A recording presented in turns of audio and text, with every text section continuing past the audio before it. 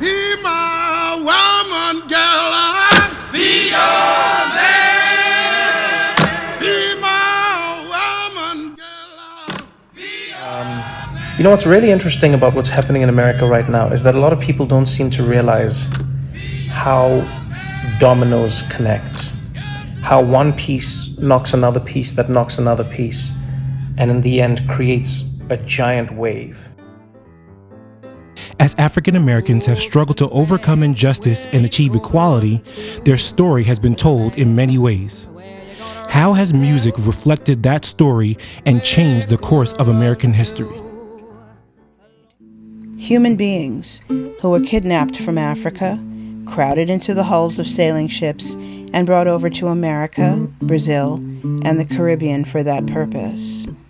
The route to America along the Atlantic Ocean was called the Middle Passage, and over the next 250 years, 12 million human beings, torn from their families, were chained in the bottom of the ships and beaten into submission to complete the voyage, only to arrive in the New World branded as slaves.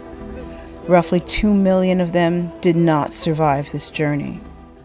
Minstrel music shows were traveling spectacles performed by white actors who greased their faces with black cork known as blackface. When members of the African American communities caught wind of this, they began staging their own shows, a creative outlet for their pain and frustration. But with a unique twist. Yes, there was plenty of music and dancing, but in the finale, the joke turned against the masters. The last laugh, the cakewalk, delivered a powerful moment of revenge as the slaves imitated their white masters' overconfident walking style with their fancy waistcoats, their swaggering hips, and fragile fingers in the air. And no doubt about it, showcasing their white masters as both unmanly and weak.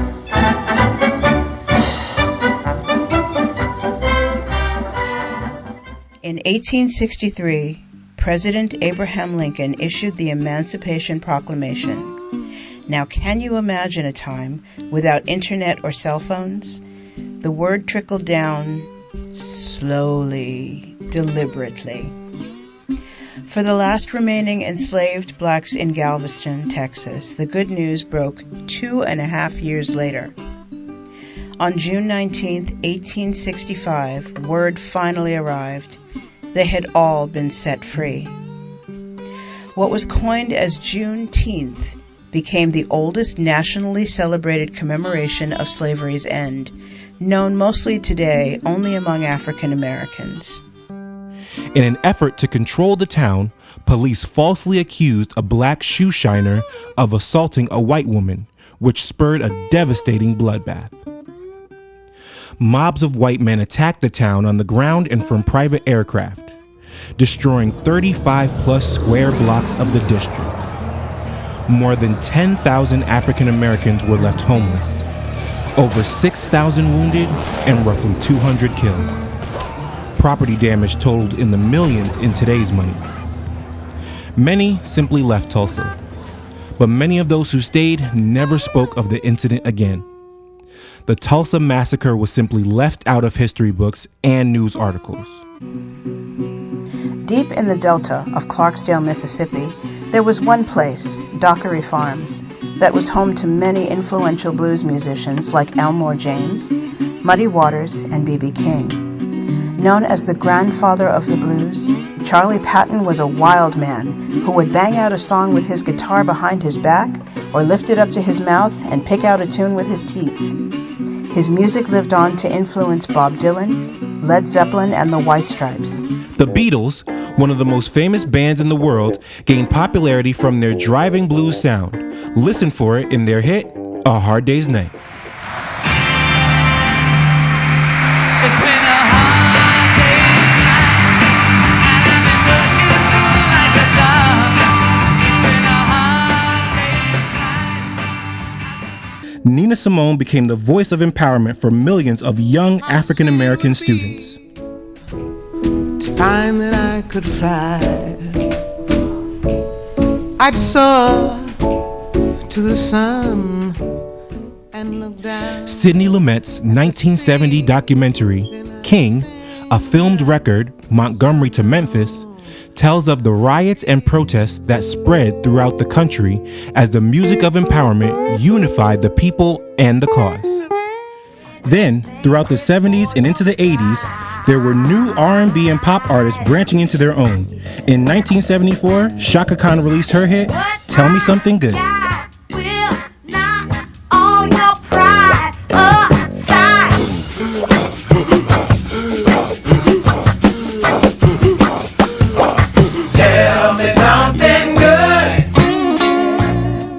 Exploding out of the South Bronx in the 70s and coming into commercial success and popularity in the 80s, a new genre changed music forever. Instead of singing, people would talk or rap over the music in a rhythmic vocal rhyming style. It was called hip-hop, a gutsy, fresh combination of R&B and funk. The African American journey in the United States over the past several hundred years is documented by and reflected in the evolution of African American music. From field hollers and camp meetings, to old spirituals, to the blues, to the popular genres of today. Music is the means by which African Americans have told their story. It is impossible to separate the music from the story, or the story from the music. Understanding musical history is necessary to appreciate how far we have come as a country and how far we still have yet to go. Toward your destination, though you may find from time